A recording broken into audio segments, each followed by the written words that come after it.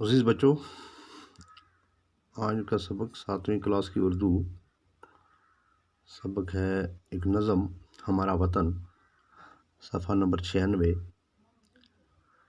تو نظم لکھتے ہیں: نہ ہو کیوں ہمیں دل سے پیارا وطن، ہے جنت کا ٹکڑا ہمارا وطن، سہانا ہے سندر ہے سارا وطن، ہمارا وطن پیارا پیارا وطن، ہیں دریا رواں گیت گاتے ہوئے، پرانی کہانی سناتے ہوئے، کہانی ہے سارے کا سارا وطن، ہمارا وطن پیارا پیارا وطن۔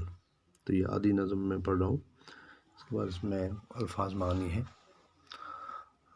پہلا لفظ ہے سندر، اس کا مطلب ہے خوبصورت، رواں بہتا ہوا، منظر نظارہ، سرسبز ہرا بھرا۔ اس کے بعد کچھ الفاظ ہیں جن کو مرکب الفاظ کہتے ہیں۔ تو مرکب الفاظ کے معنی ہیں کہ دو یا دو سے زیادہ الفاظ کا جوڑ، جو اس طرح سے اگر ایک لفظ ہے اس کا الگ معنی ہوگا، دوسرے لفظ کا الگ معنی ہوگا، لیکن جب ان دو کو جوڑا جاتا ہے ان کا اور تیسرا ایک معنی نکلتا ہے تو مرکب لفظ بنتے ہیں۔ جیسے خوش ہے، اس کے خوش کے ساتھ اگر نما جوڑتے ہیں تو خوش نما بنتا ہے، تو خوش نما مرکب لفظ ہوا۔ جان کے ساتھ ہم فضا جوڑتے ہیں تو جان فضا بنتا ہے۔ تنگ کے ساتھ دل جوڑتے ہیں تو تنگ دل بنتا ہے۔ بد کے ساتھ بخت جوڑتے ہیں تو بد بخت بنتا ہے۔